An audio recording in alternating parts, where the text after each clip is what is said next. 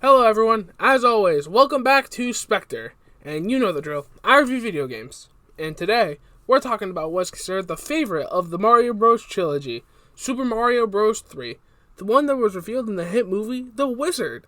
Though anyways, as a tradition, it's time for a bit of a history lesson.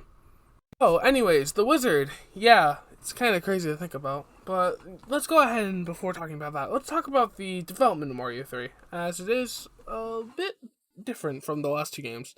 So obviously this game began work immediately after Lost Levels was released, which is, expected. But what was not expected was a shortage of ROM chips, which made it so games would have to be delayed for release, especially for North America, because of the fact that they basically had to release a second Mario Bros. Because, they thought it was too difficult. So that led to games getting delayed. But there was two big ones that got delayed. Zelda 2, The Adventure of Link, and of course, the game we're talking about today, Super Mario Bros. 3. So without news on the game being said, Nintendo thought of an idea to make it so the reveal of this game was as crazy as possible. It had something to do with the movie The Wizard. So Nintendo cut a deal with Universal to have Super Mario Bros. 3 showcased in the movie for the first reveal. But when it turned out The Wizard sucked, it still had to go through. But still though, this movie does have a reputation for revealing Super Mario Bros. 3 for the world. And it was nice to know that it was real and it was coming. So then luckily after the Super Mario Bros. 3 released in February of 1990, and with that all being said, let's go ahead and talk about the game we're actually reviewing today. The supposed best Mario Bros. Game in the trilogy, Super Mario Bros. 3. So the story this time is a tiny bit different from last time. Instead, Bowser's kids, the Koopalings, took over the Seven Kingdoms and went to go steal the magic wands in each kingdom and turn the kings into animals. So it's up to you, the main man Mario, to save them.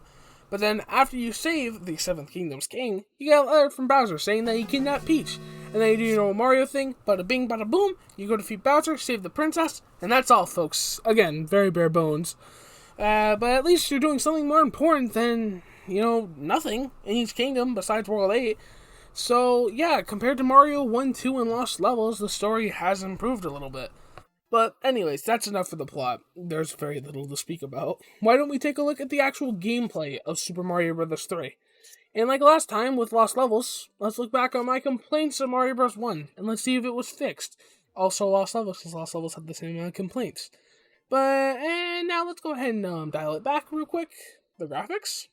Well, the game looks fantastic, except for I'm pretty sure Peach's sprite is just for Mario Madness. That may have just been to save time, that may have just been because that was what they were going to use as the sprites, so they just took it from Mario 3 and plopped it in Mario Madness, which would make sense, but it's so weird. But anyways, besides Peach, everything from what I can tell has been resprited.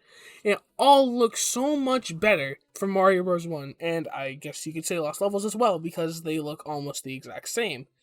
But I try to forget that torture, and oh my god, guys, the physics, they are finally good. They finally work as a Mario game should, and it's so good. You don't feel like a rock anymore. You feel like an actual human being.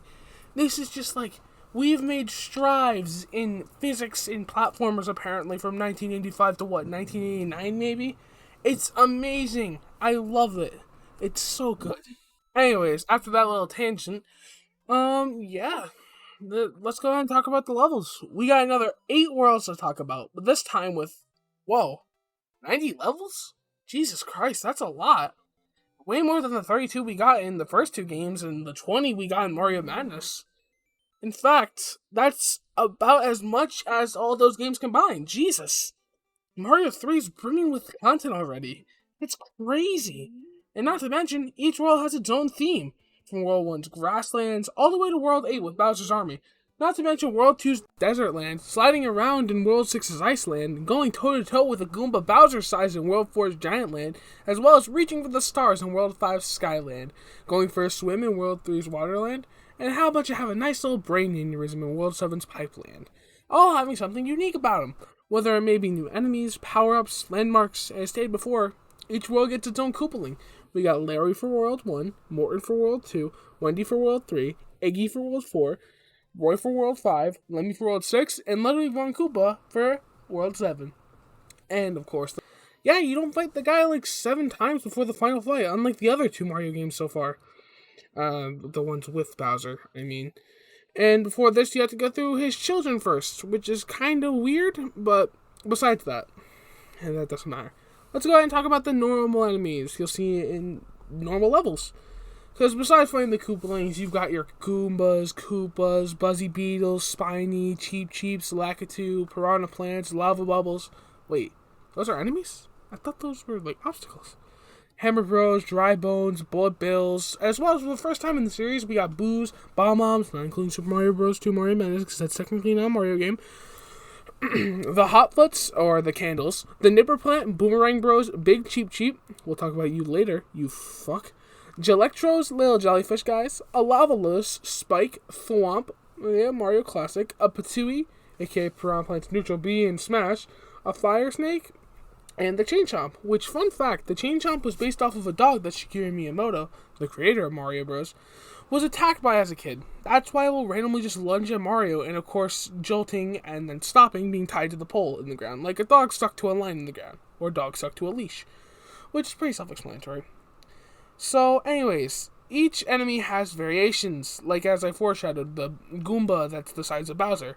And all that stuff is pretty self-explanatory. I don't think I need to list them all, as I feel like that would get a little bit repetitive. So, we finally got some new power-ups, so let's go ahead and talk about those. And they don't kill you this time. And we have probably some of the best power-ups we've got in any Mario game, even today. We got the Super Leaf and Tanuki Suit, allowing Mario to fly! Wow. After running for a short amount of time. We also have the P-Wing or Magic Wing, which allows Mario to fly through one level forever. Then it turns into a normal Super Leaf after that level. We got the Frog Suit. It sucks on land, but it's really fluent in water. Then the Hammer Bros Suit, which is a really cool and really nice idea, to become a son of a bitch. I mean, Hammer Bro. But yeah, actually seeing some of these new power-ups and not having them kill you, it's great. And not to mention that, we have overworld items, like the Warp Whistle, the thing that lets you do the thing you do in Mario 1, Mario Bros. 1, 2. The hammer allows you to break rocks in the overworld. I thought it was the Hammer Bros. Suit. I cried when it wasn't. The Cloud allows you to skip a level, and the Anchor keeps the airship where it is. Oh, and as well as the Music Box, which puts the Hammer Bros. To sleep. And speaking of which, these items we have with this, new, how do we use them in the overworld? Well, you got an inventory system. And, this overworld, as I mentioned before, it's pretty neat. And they made a couple of changes, as unlike Mario Bros. 1 and Mario Bros. 2, Hammer Bros. Barely, if just don't appear in normal levels at all. Now, there are these spaces on the map that force you into a fight, but it's only against one Hammer Bro, and you get a reward for it in your inventory, which is pretty neat. Of course, if you have it, you can instead just use the Music Box. You just kind of skip over them. Anyways, now time for the level design. And this is great. I love the design of most of these levels. They all flow so much better than last time. And now, most likely, because Mario isn't controlling like a tank, I think that's why my opinion changed. That would be a good reason why. But even then, though, the past 2 games worth of experience really helped out the team of 10 people, might I mention. 10 people made this game to make the best Mario levels in history so far.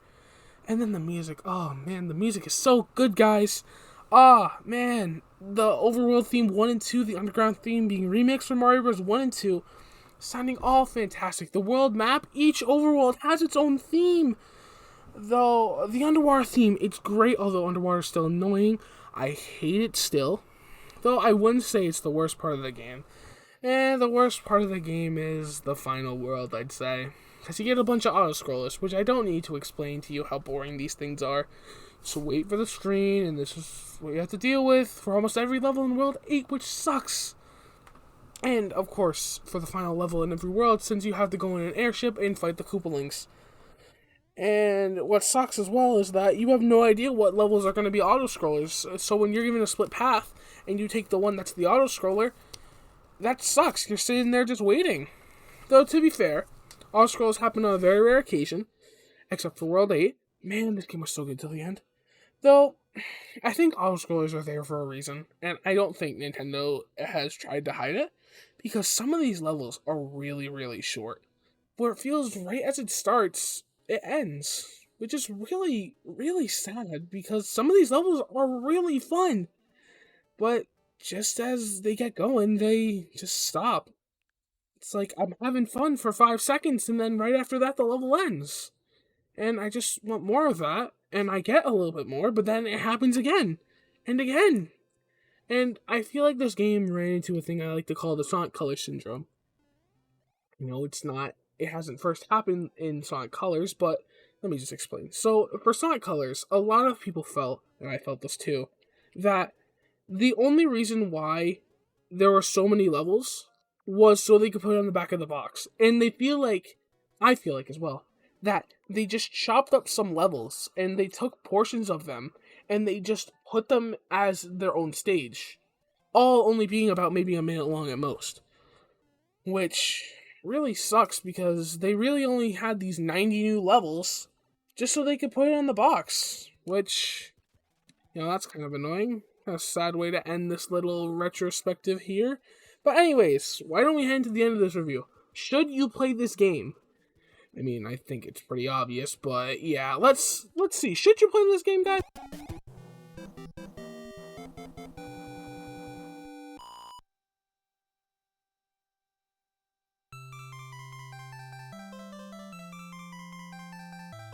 So, with all of that being said, should you play Super Mario Bros. 3?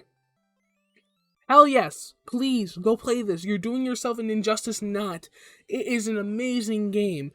Even nowadays, compared to other modern Mario games, this game still holds up really well. And I can see why people refer to this game as one of the best NES games of all time. With the great level design, enemy variety, actual good physics, and a good amount of playtime, this is so far the peak of Mario games. And of course, me praising this game so much, saying it's the best game so far I've reviewed, it's getting my gold star, just like Super Mario Bros. 1.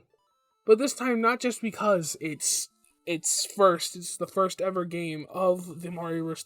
Series. Because it is actually a great game, guys. Please, if you didn't play Mario Bros. 1 because it feels ancient, this game is so good. I beg of you to please go play this game. Anyways, I guess it's time for a segue to the end, boys. I'll see you all later. Peace.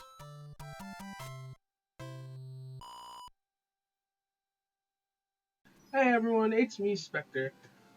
Sorry this video took so long to get out. Was just kind of lazy and stuff. The normal drill with that stuff.